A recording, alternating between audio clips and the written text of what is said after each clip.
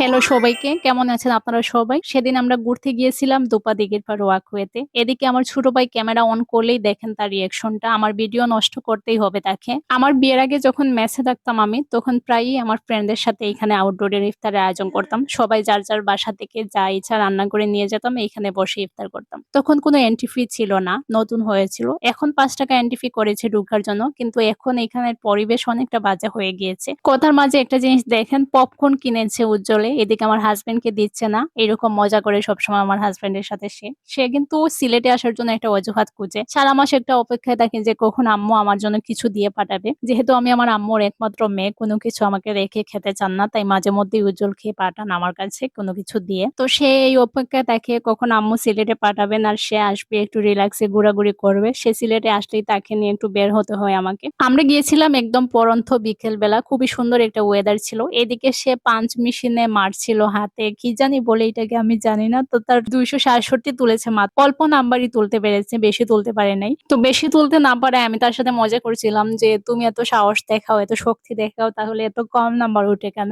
তো এই তো আমরা ভাই বোন এক হলেই সবসময় ঝগড়া করতেই থাকি, মারামারি করতেই থাকি। এই ছিল আমার আজকের এই ভিডিওটি। কেমন লাগলো আপনাদের অবশ্যই কমেন্টে জানাবেন। সেই সাথে যারা আমার পেজের সাথে যুক্ত আছেন সবাইকে থ্যাংক ইউ।